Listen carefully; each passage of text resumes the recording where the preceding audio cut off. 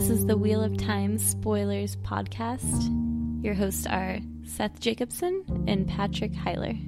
Chapter 43, Shadowbrothers, and our symbol is the wolf. The dark-eyed girl climbed back on her table and started singing again, in an unsteady voice. The tune was one Perrin knew, as Mistress Aenora's Rooster, and, though the words were different once more, to his disappointment and embarrassment that he was disappointed, it actually was about a rooster. Mistress Luhan herself would not have disapproved. Light. I'm getting as bad as Matt. Do you think it's a double entendre as a cock? Yes. Yeah. Yep. Yeah. And the pitch is going right over Perrin's head? None of the listeners complained. Some of the men did look a bit disgruntled, but they seemed to be as anxious about what Moraine might approve as the singer was. None wished to offend an Aes Sedai, even with her gone.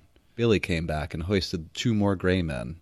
A few of the men listening to the song glanced at the corpses and shook their heads. One of them spat on the sawdust. Lan came to stand in front of Perrin. "How did you know them, blacksmith?" he asked quietly. "Their taint of evil is not strong enough for Moraine or me to sense. Greymen have walked past 100 guards without being noticed, and warders among them." Very conscious of Zarine's eyes on him, Perrin tried to make his voice even softer than Lan's. "I smelled them. I've smelled them before, at Jara and at Remen, but it always vanished. They were gone before we got there, both times." He was not sure whether Zarine had overheard or not. She was leaning forward, trying to listen, and trying to appear not to at the same time. "Following Rand, then? Following you, now, blacksmith?" The warder gave no visible sign of surprise. You get a little bit more of information about Dark Ones and why they're not detectable by Aes Sedai and how they work as assassins. Gray men, yeah. Just gray men. Just a thought about one of the reasons why I think easing the badger is a dirty term is because this is an inn where they sing dirty songs. And it would seem like the name of the inn is most likely a reference to one of the dirty songs that she sings. So when you walk in, you know what you're getting into. Because you're like, oh, they tell the story of easing the badger. That's dirty. Mistress Aenora's Rooster. Although, in this case, the song was actually about a rooster. In this case. In other cases, it may not have been. Right, implying that it usually isn't. "I'm going to look around outside, blacksmith. Your eyes might see something I miss." Perrin nodded. It was a measure of the warder's worry that he asked for help. "Ogier, your folks see better than most, too." "Oh, Oil said. "Well, I suppose I could have a look, too." But of course, Lan's the one who spots the footprints. He doesn't need anyone else's help. Right. We saw that little sequence a while back where Perrin actually saw a Darkhound footprint, but he was like, oh, that's weird that stone is in the shape of a dog print. Yeah, he had no idea what it was. And at that time, he also smelled the sulfur fireworks smell. Mm-hmm. Or you might say gunpowder. They just don't have gunpowder yet. Right. "What are we looking for, Stoneface?" Zarine said. Lan eyed her a moment, then shook his head as if he had decided not to say something. "Whatever we find, girl, I will know it when I see it." I don't think he knows there was a Darkhound. I think he's just... No.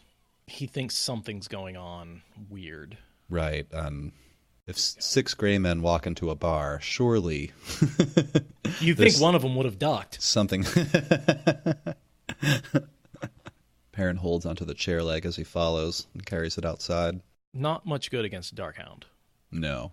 I wanted to read this little part because I just felt like it was more of the RJ's great scene building. Thick black clouds were rolling overhead. The street was as dark as late twilight, and empty of people who had apparently not waited to be caught in the rain. One fellow was running across a bridge down the street. He was the only person Perrin saw in any direction. The wind was picking up, blowing a rag along the uneven paving stones. Another, caught under the edge of one of the mounting blocks, flapped with a small snapping sound. Thunder grumbled and rolled. Perrin wrinkled his nose. There was a smell of fireworks on that wind. Well, not fireworks exactly.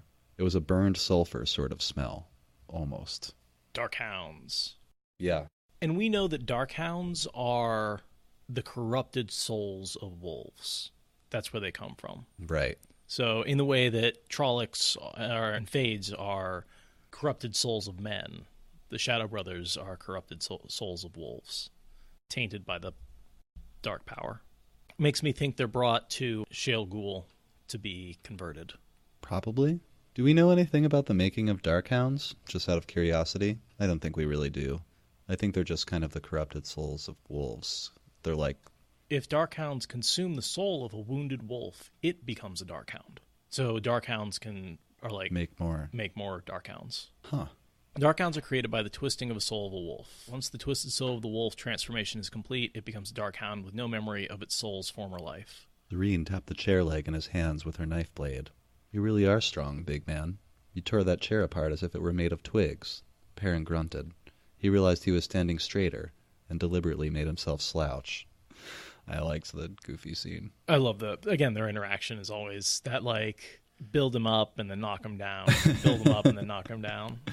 She's a pretty good flirter, to be fair. Very. I mean, she has to pursue him without being seen to pursue him, because that'll make him run away. Yeah, I interpreted this, I'm not going to read it all, but I interpreted this little paragraph where he, like, doesn't know to stand up, where he finds himself standing straighter, and then he slouches because he's like, she compliments him, and he's standing up straighter because that made him feel good. And then he slouches because he realizes that she's manipulating the way he feels. And then he wants to stand up straight again because he realizes that he's being manipulated into... And then it just kind of goes back and forth for a second there. Bananas McGee asked, how do we know they were wolves? That's from Crossroads of Twilight. Hold on. I was just looking at it. Chapter 8. It talks about the fact that... I think it's Hopper talks about the fact that the Darkhounds are... Oh, interesting. And yes, Call the Cops. I think that's really cute too. I really like the Perrin Fail dynamic sometimes because he's so big and she's so small, and she just has this enormous effect on him and everything he does and thinks. You might say she has a big personality. Right. Who's the powerful one, I guess. There's like a funny juxtaposition that happens, you know? Who wears the skirt in that one? I did also note, before Lan finds the tracks, just that Perrin's smelling the burned sulfur scent and Zareen. And those are the two things that are on his mind. The bad guy. I mean, it's always whatever he's smelling. And the immediate Zareen. Threat and Fail. Lan had stooped a little way down the street, staring at the paving stones in front of his feet. The warder started back toward the inn, walking quickly, but peering at the street ahead of him, as if following something. Whatever it was led straight to one of the mounting blocks, almost beside the inn door. He stopped there, staring at the top of the gray stone block. What's a mounting block? Is that just a block you stand on to get on your horse? Yes. I don't know. It's these stones that are laying outside of the inn. I don't know if they're like a carved stone or... I mean, mounting stone makes me, you use it to mount a something. Horse. That makes sense. Horse. Like, yeah. To have a thing to step up on. I just don't know. But I, for some reason, this is the first time that occurred to me. I always thought it was like you mount a picture to it or something like that. Like it's for something to be attached to it. Right. I imagined them, until you said that, and that makes perfect sense. I imagined them as like, the foundation for a shed or something. Right. But there's no shed there. That's just the stone. It's a step. But that makes way more sense. And someone just posted a picture of what that looks like in Discord. Except they're plastic steps rather than a rock. Right. But yeah, it makes sense that outside your inn where people are coming and going, and you don't have a parking lot, you have a place to tie up your horse and some mounting stones for the drunk people to get back on the horse after listening to the dirty songs. It's funny, here in Portland you can still see a bunch of hitches on the street all over the place. I don't know if you've noticed those. Oh yeah, in Portland. They're like little metal rings still embedded in the curb for you to tie your horse to. Right. People tie up plastic horses to them, so there will be just plastic horses on the side of the street sometimes. They're just like children's toys, and sometimes dinosaurs. I occasionally see them knit bombed, where they like knit something onto it. Oh, You see yeah. that, like various statues and things all over Portland. That's my favorite, when people knit sweaters onto the statues in the wintertime. That's great. Pressed into the top of the stone mounting block were two prints, as if a huge hound has rested its forepaws there. The smell, that was almost burned sulfur, was strongest here. Tracking the Darkhounds. Darkhound, Lan said, and Zareen gasped. Loyal moaned softly, for no gear. A Darkhound leaves no mark on dirt, Blacksmith, not even on mud, but stone is another matter. There hasn't been a Darkhound seen south of the Mountains of Doom since the Trolloc Wars. This one was hunting for something, I'd say, and now that it has found it, it has gone to tell its master. And we know its master is... Samael? Samuel, yes. That's what we were saying in the last episode. And that seems to make the most sense. I almost said Bilal, but he's in the other city. Yeah. Unless, when I first read this, my immediate thought was that the Darkhounds were sent to track the party, and then the hounds left, reported, and then the Grey Men were sent to their location to assassinate them. I think it's the other way around. I think that they were sent independently. Basically, no Forsaken would send both because they'd interfere with each other, is what Moraine says. Oh, interesting. And it seems that, and the Darkhound wasn't there to attack or to lend support or anything like that. It's just there to scout. Right. My assumption, of course, is the Grey Men are sent by Ishmael to kill all the boys, and the Darkhound was just scouting for Samuel. And they happened to arrive at the same time, but they had nothing to do with each other. Right. That's two Forsaken operating independently of each other. That makes sense. Are you telling me Nieta was right? Zareen demanded in a shaky voice. Old Grim is really riding with the Wild Hunt? Light. I always thought it was just a story. Don't be a complete fool, girl, Lan said harshly. If the Dark One were free, we'd all be worse than dead by now. He peered off down the street, the way the tracks went. But Darkhounds are real enough. Almost as dangerous as a Murdral, and harder to kill. I thought that distinction was interesting. Almost as dangerous as a Murdral? But harder to kill than a Murdral. I would think intelligence is the difference. Darkhounds really are more bestial, whereas Murdral have cunning intelligence. Yeah. Which makes them more dangerous. Right. However, if something's basically black smoke, you can't really cut it with a sword. You can at least kill Murdral with a sword. Yeah. That's interesting. I've seen a few different depictions of Darkhounds. Is that how they look? Like smoky-like? I've seen ones that look like that. Yeah. I mean, because they talk about, when they carve them to pieces, the black smoke just, comes back together. Oh. And, I think maybe they look like just black hounds most of the time, but if you cut a chunk off, it, goes smoky. Wispy smoke. Yeah. Cool. Comes back together. And we do know, of course, that the reason that... Lan and Moraine can normally sense Darkhounds, unlike Grey Men. Right. The Grey Men, they have no natural inclination to sense, but they should have sensed the Darkhound that was that close. Right. The reason they didn't, it had to have been warded by one of the Forsaken. It's the only way that it could have overcome. Perrin asked Lan that question, why didn't you two sense any of this? The warder was silent for a time. The answer to that, blacksmith, and this wasn't a real answer, but he said grimly at last, maybe more than you or I, either one, wants a no, and I hope the answer does not kill us all. The answer is there's a Forsaken watching you. Right. And that very much could kill you all. The only thing that could have done that was a channeler, and it's likely that if a channeler is working with a Darkhound, it's one of the Forsaken. Nodding. Or Black Aja, which is... almost as very bad. dangerous. Yeah. Very, very dangerous. Although, yeah, of course not as dangerous as one of the Forsaken, but and bad. Lan probably doesn't know which option it is, but he knows it's a evil channeler. Right. It's a black channeler. Either way, it could vaporize us at any moment. Either of those. What are you going to do? Perrin asked. I'm going after Moraine. To tell her about the Darkhound. She can't be angry with me for following for that. Not when she would not know it was there until it took her throat. And this is a response to her. She left him behind to go seek things out and has given him command, don't follow me. And now he's disobeying that. Yeah. But he's but she can't be mad at me because, I'm bringing her new information. On a technicality. Yeah. It's what he wanted to do anyway. Right. Is that what exactly you were what say? I was going to say, yeah. They go back into the inn.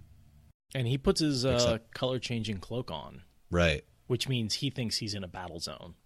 Yeah, and, he is. He's going out with his sword and his cloak.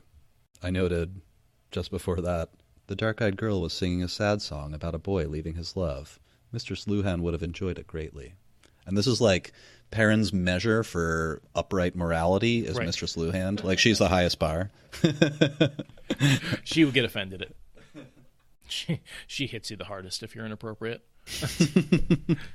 Hey, she might be bigger than Master Luhan, and he's pretty much the biggest person in town other than Perrin. Yeah, right. Can we get a kill count on Mistress Luhan? How many Trollocs does she kill by the end of the series? A lot. Not an insignificant number. Yeah.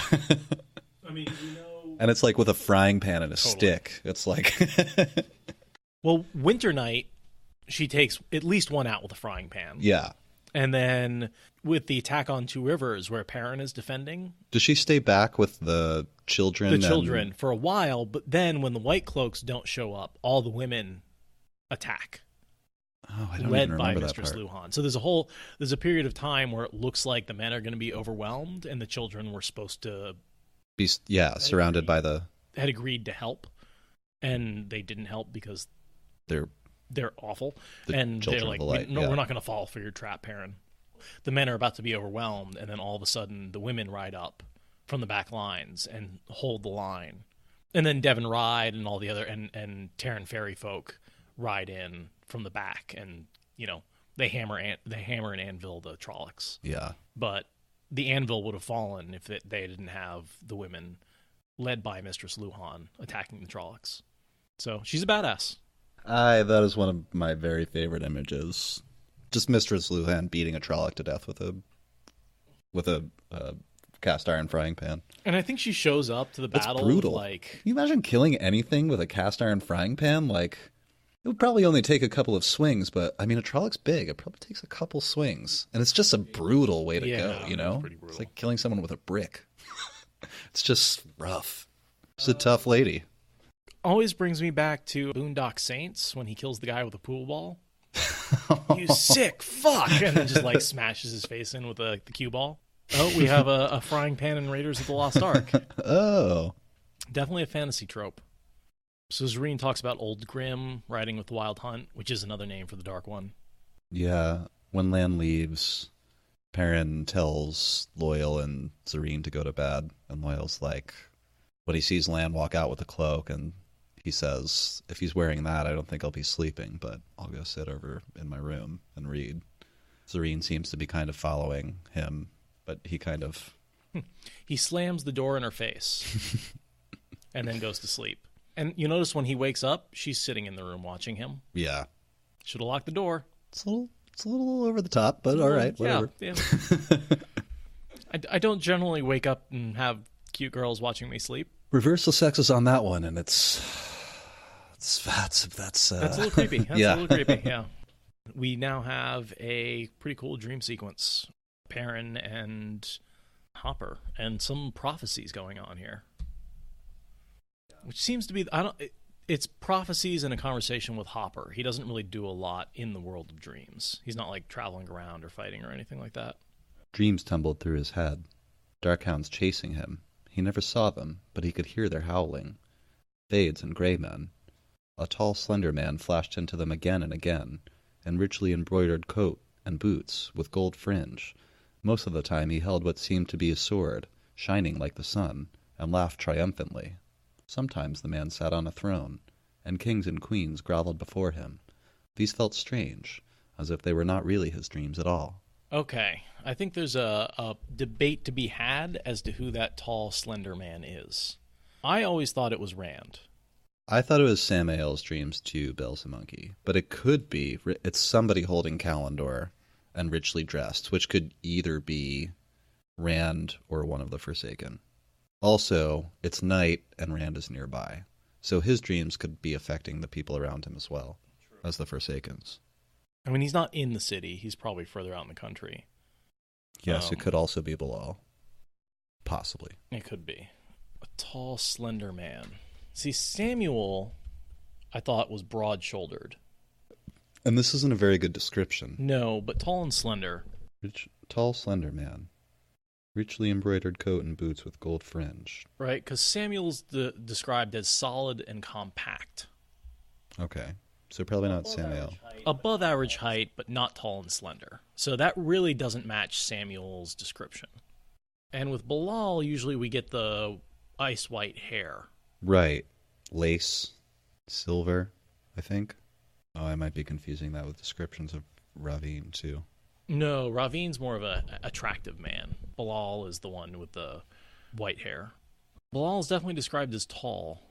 I would also describe Rand as tall and fairly slender. As well would I, so... Muscular, but slender. Right.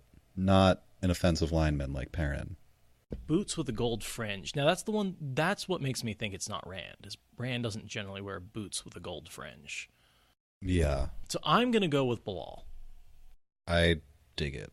Although... These felt strange, as though they're not really his dreams, which makes me think that Bilal is projecting his dreams out. I don't think it's Samuel because of the height. I don't think it's Ravine because he's nowhere near, and why would it be him? But we do know that Bilal is sending his dreams out to Rand to try and make, and it's an image of him with the sword. Yeah, and I feel like this last line is as much of a tip as we're going to get. These felt strange, as if they were not really his dreams at all. And also, kings and queens groveling before him, that's not really Rand's dream. He doesn't want kings and queens groveling. No. So, yeah, I'm gonna say Bilal. Probably the safest bet. Then, the dreams changed, and he knew he was in the wolf dream he sought. This time, he had hope for it. I thought this was interesting, where he wakes up, or where he arrives. He stood atop a high, flat-topped stone spire, the wind ruffling his hair, bringing 1,000 dry scents, and a faint hint of water hidden in the far distance.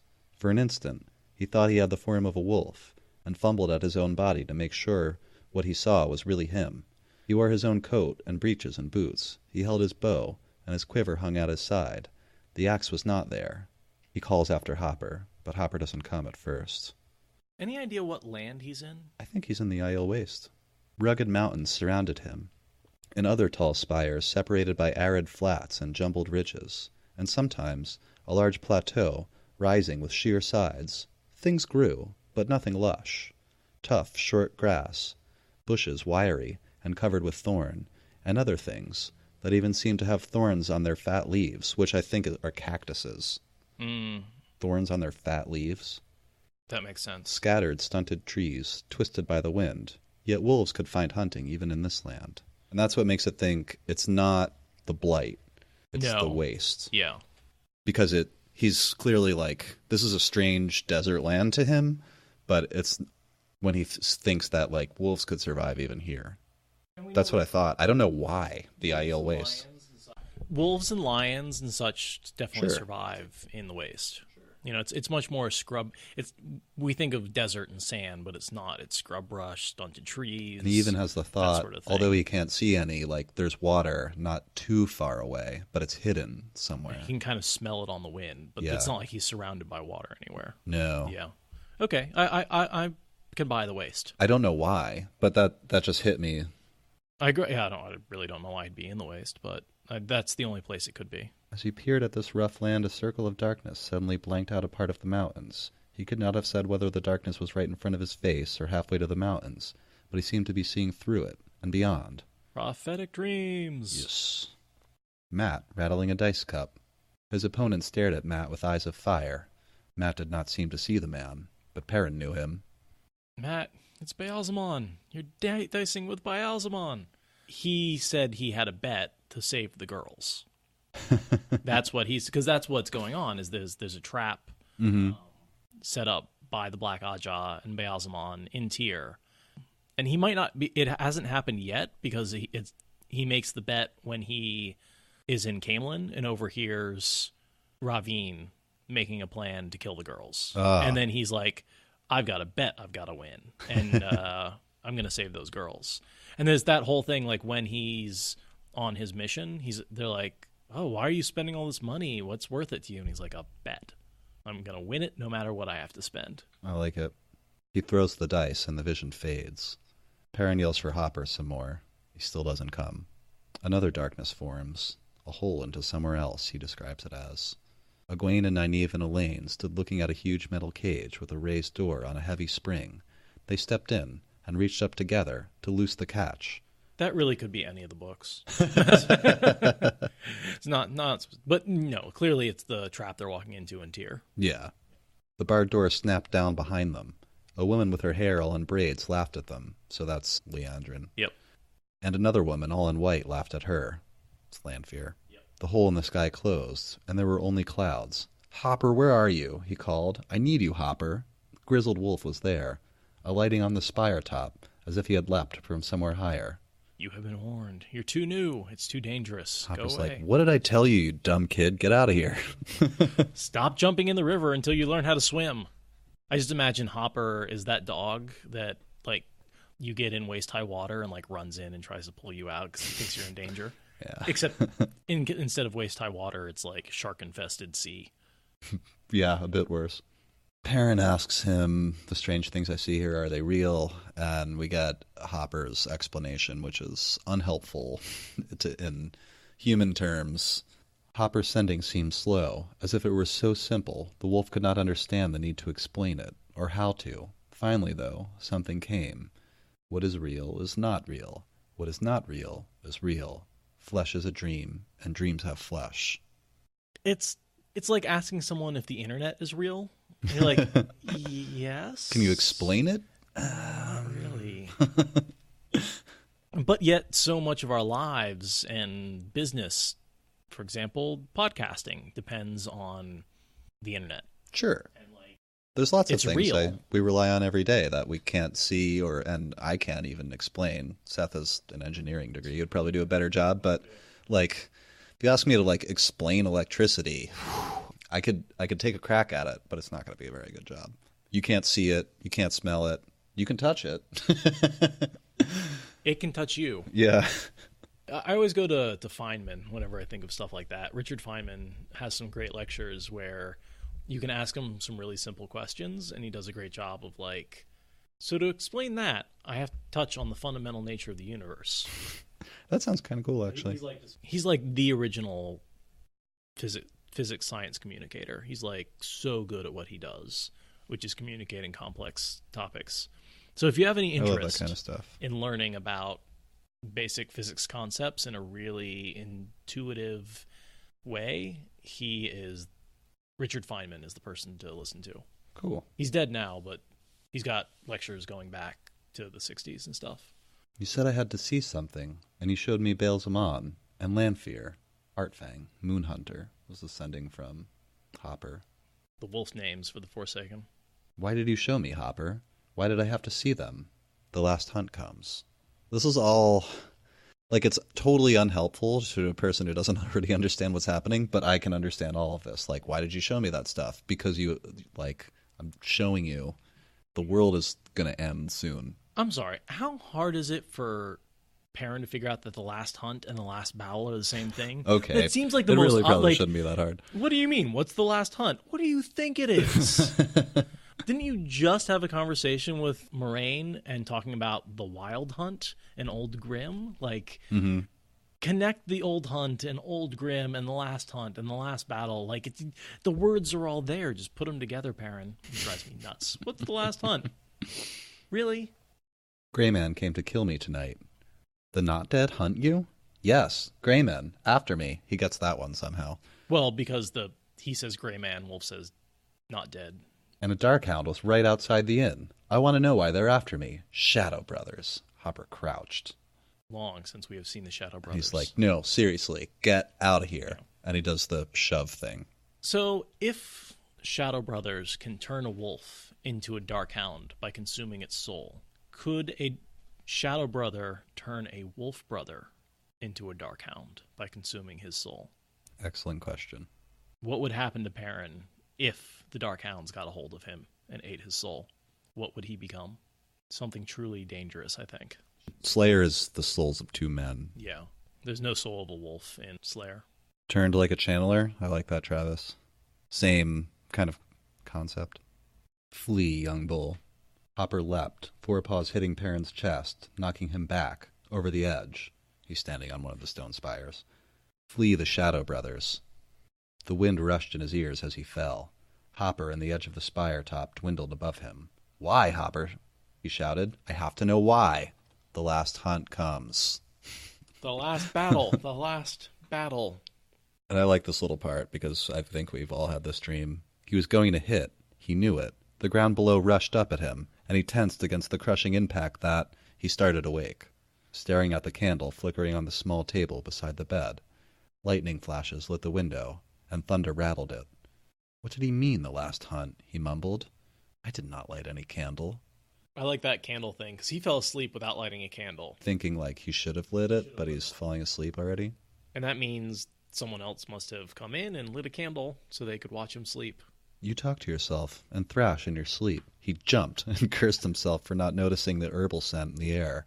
Serene sat on a stool at the edge of the candlelight, elbow on her knee, chin on her fist, watching him. You are Taverin, she said, as if ticking off a point. Stoneface thinks those odd eyes of yours can see things his can't. Grey men want to kill you.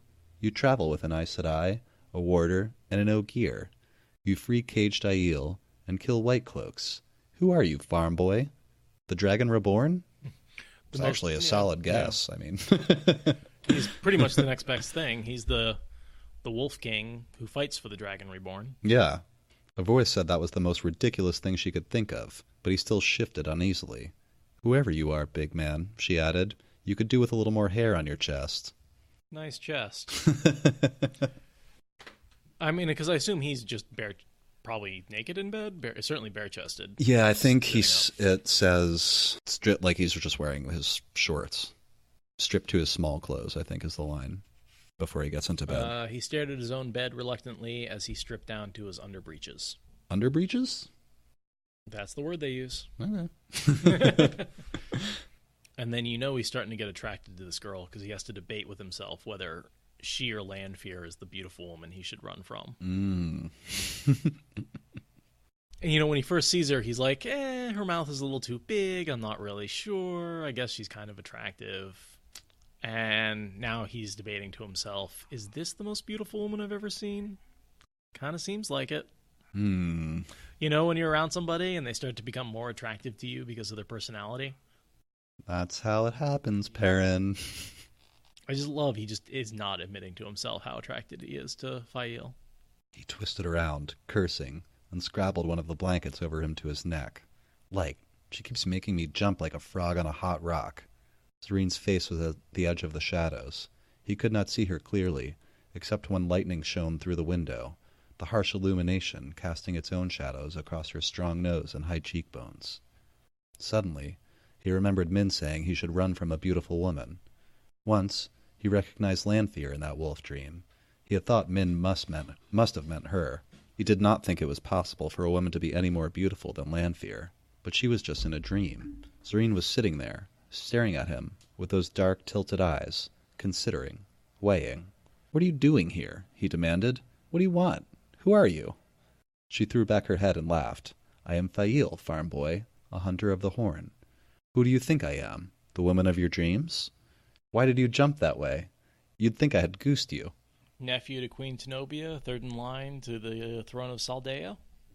Before he could find words, the door crashed back against the wall, and Moraine stood in the doorway, her face as pale and grim as death. "Your wolf dreams tell as truly as a dreamer's, Perrin. The Forsaken are loose, and one of them rules in Ilion." My only question is, where does she go and how does she verify that? We get no information about where she was during this period of time. She goes to the palace, maybe? Or to the... I was going to say, if I'm going to openly speculate, is there any way for her to track a Forsaken from being so deep in the shadow? Is there a weave that she can use? I honestly can't think of any. But she figured it out somehow. Even if only she knows about the 6 Grey Men, and I'm going to assume that Lan found her. Second page of the next chapter. "I have no time for this bickering," Moraine broke in. "Any moment Lord Brend may learn that one of his dark hounds is dead. She probably killed it." Oh, then she says, "Wow, I should probably read more before I talk." "You can be sure he will know that means a warder, and he will come looking for the guidance Aes Sedai." Oh, interesting. So Lan killed it. What makes it possible for a warder to kill a Darkhound? Just because it's a normal... Because a Darkhound would have no problem killing a normal soldier? Power-rot sword. I thought about that, but very few warders have a power-rot sword. Why would a Darkhound dying mean a warder? Most Darkhounds... we see Perrin kill a Darkhound with a bow. So it is possible to kill Darkhounds with mundane weapons. You can cut a chunk of it off, and it will come back together. But I'm guessing if you put it into enough pieces, it will eventually die. Does he definitively kill it, or is it just like put down by an arrow through the eye for a while? I think he kills it, yeah. I can't remember what the rules are for killing a Darkhound. Well, Balefire, obviously, dismemberment doesn't work. Although, if you use a power rot blade, I suppose it could. I think it just takes a lot of dismemberment. Yeah, Mahalanar kills them, but we know that's because it's a power. That's a very special power rot weapon. Yeah, that's not like a normal power rot weapon. And I think it even says that like only Mahalanar is capable of doing what it does. The Aiel spears don't seem to have the same effect. Rand cut one up with his flame sword, but not the power rot sword, not the steel sword. Okay, Watt-Wiki says, Paranibara and Moraine Dermadrid fought Darkhounds outside of Ilion, which is coming up soon, and killed one with several arrows to the face. So it is possible. It is possible. During the last battle, power rot weapons are demonstrated as very effective against Darkhounds. Do we ever see any of the Aiel power rot spears kill a Darkhound? Not that I know of. Yeah. And I mean, I can see the power rot weapon as being more effective, but for a lot of the same reasons, it's more effective against anyone else. Super sharp, not going to break. Though some can be killed with normal weapons, there exists a superior breed of Darkhounds that require Balefire to kill permanently and cannot be effectively harmed by other means. If they are damaged by anything that does not completely destroy them, they will simply regenerate. These Darkhounds, or at least a subspecies Randall Althor fights at Ruidian, are seemingly solid, but if they are chopped into bits, the pieces will liquefy, pool, and reform into a Darkhound once again. Okay. So the two species of Darkhound seems to be the answer, is that some can die from normal weapons and some cannot. That seems a little cheaty to me. If they just send normal Darkhound, why not just send a non-killable Darkhound after pairing him, call it done? So two things that can kill the top-notch Darkhounds are Balefire and Ghost Wolves. I would think Mahalanar would work. Oh, maybe. But that's the Watt-Wiki, and I've found lots of problems in it that I've corrected myself in the past. And there are definitely assumptions in there that, like, we can't necessarily verify. Yeah.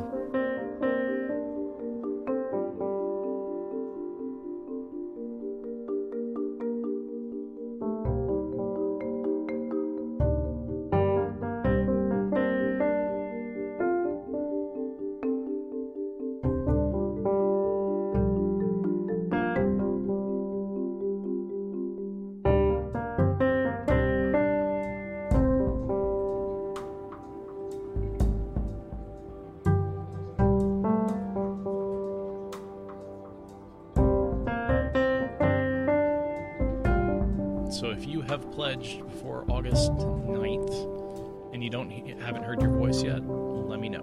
Tell us. So, the folks who have been helping us out this month, and again, thank you so much to everyone who's been helping us out and continues to help out. The patron stuff has just been huge for us. I mean, really just keeps us going. Yeah. And so starting on the 2nd, Gilbert Davis helped us out. Thank you, Gilbert. Ad Falcon, A-D Falcon. We appreciate you, Falcon. You can perch on our shoulder anytime.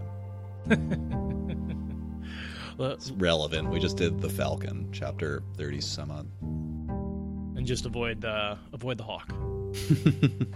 Mate Sarmaz. Thank you, Mate. Mate. Sorry about our pronunciations, as always. Charlene Green. Thank you, Charlene. Miss Green? Sure. Okay. Both of those sound right. Yolandir. Ooh, yes, I just opened up the page. For all of you kind European folks who are enjoying our show, but you don't have common American names, we apologize that I've YGL. I don't know how to do that, man. I'm sorry. Or ma'am. Kind of hoping it's like a screen name or something. Could be. But we appreciate your donation just as much as everyone else's. Almost more, I'd say. No, not at all. Mike Estep stepped up his pledge. Thank you, Mike. And Jacob Norman pledged. Thank you, Jacob. We appreciate you. So it's been a good August so far. I might have been talking to that person on Facebook. I think we were talking today. And I also want to do a shout out for those of you who have not been listening to Mistborn spoilers, and I know there's a fair number of you. Go check it out, where we sort of got past the introductions. We're really getting into some of the meat of the books now, and there's like 10 episodes for you to go binge. So if you've been interested in checking out one of our other podcasts, I'd say go listen to Mistborn. We're really starting to get into the swing of things. Yeah, we're doing a similar thing, but of course it's slightly different because it's a very different series of books, but it's been a lot of fun, and it's growing super fast. Definitely. And one of the things I've noticed is the chapters are longer, so the episodes end up being a little bit longer. There's more to go into for each episode. So if you're looking for a longer episode, go check it out. And we, if you're concerned about spoilers, we definitely obviously spoil Era 1 Mistborn, that first trilogy. Yeah. We talk about Era 2 a bit, We but talk not about as Era much. 2, yeah. If you haven't read Era 2, we're not going to spoil any major plot points, probably, but we will reference, like, Easter eggs and various plot points that have information relevant to Era 1. Yeah. We're not going to ruin anything in Era 2. No, I don't think so. Go check that out. Mistborn spoilers. Yeah, and the initial Mistborn books there's a trilogy of not Wheel of Time size books. Right, so my copy of The Dragon Reborn is around 675 pages, and The Final Empire is 650 pages. Well, and Dragon Reborn is one of the shorter of Jordan's books. So he says 541, 590, 572. So That they're sounds all about right. under 600 pages each, which means it's about the size. The whole trilogy is like a book and a half of The Wheel of Time. Like, Yeah. you should be able to power through it in no time. And I feel like, like Stormbless is saying here, they can go a little quicker. I feel like it's a bit lighter reading in some respects than The Wheel of Time. It's a little more action-packed, less... Descriptive and conversational. Yeah, a little less world building. Yeah. But they're really great books. I love Brandon Sanderson. And I guess that's the other reason why I'd recommend them is that, if you like the last 3 books of The Wheel of Time, Brandon Sanderson does a great job with his own personal stuff. Yeah. One day we'll probably end up breaking into more Cosmere stuff, but for now, just Mistborn. Give us a couple of years on that. Or send us a ton of money and we can quit our jobs. Yeah. Sorry, And oh, Call the Cops, you liked Kushil's Legacy? I read those a long time ago, but they were good. Really unique world. Never seen anything quite like that, which is a good sign. I haven't read anything else from that author, I don't think, but I read... That was a longish series. At least 3 books, right? Yes. And they were pretty big. I can't quite remember. I read the first, and I think you were trying to get me to read the rest. All 9? I'm going to say no, because when I was reading them, it was like in the early 2000s. I want to say I read like 3 or 4, but it was seriously like 10 years ago. Yeah, I thought that was a really interesting world, and me and Seth have talked about it that series a little bit before on the podcast, but I just thought it was really interesting how there's like a ton of sexuality in that series, but it's not like egregious. It's not like it's built in to the world. It all makes sense. I guess some might call it egregious. Yes, it's not erotica. No. Not erotica, but highly erotic. Yes, that's a good description. Yeah, that's where I was going to go with it. It's like, it's not erotica, but if you took out all the plot, it would be erotica. Yeah. We do plan on doing the secret history during the original trilogy of Mistborn, yes. Yeah, we definitely want to talk a lot about that. But it doesn't really kick off until after the Final Empire. Right. Because secret history basically starts once Kelsier dies. So there's no real need to get into it yet, but it will become part of... we've talked about whether it's an after show, whether it's going to be patron-only content. We haven't really decided. I think that might be a good way to go about doing patron-only content for the Mistborn series, because Wheel of Time has such a rich cast of characters and cultures that there's like an endless amount of non-chapter things to talk about, whereas in Mistborn, I feel a little bit less so. Oh, and is everyone excited about the new short coming out for Wheel of Time, Unfettered 3? Did you guys hear about that? It's going to be the story with Perrin and the Ogier cleansing the ways that people have talked about, but nobody's ever seen the whole story. We've heard Sanderson talk about it a couple of times just in his live appearances, that this was something that he wrote, but it was cut by Harriet because it didn't seem appropriate, just like River of Souls. However, unlike River of Souls, which when it came out, it was declared canon. Yeah. The Perrin stuff will not be canon. It's more like Sanderson's own fan fiction. Whatever. I'm going to read it. But I'm going to consider it canon when it comes out. Like, it's written by the author. It's published in a book. It will be my canon. Also, really cool to watch Perrin and the Ogier cleanse the ways. Yeah. It makes a lot of sense. And you know we're going to pick it apart. Like, it's, I don't know when that's due to come out, but 2019. Next year. Yeah. But yeah, so we're looking forward to Unfettered 3. Was it Unfettered 2 or just Unfettered 1 that had River of Souls? I thought it was the 1. But yeah, I really, really can't wait for more Wheel of Time content. Heck yeah. Especially Perrin Wheel of Time content. And like, I feel like Sanderson gets Perrin really well. Like me, Sanderson has stated that Perrin was his favorite character as a kid. And so I feel like, unlike Matt, who I feel like he figured out, he knows Perrin. Yeah, bananas. I wish there was more everyone, really. I'd settle for another couple of books. Thank you for listening to the Wheel of Time Spoilers podcast. Rate us in the Apple Podcast app or support us on Patreon.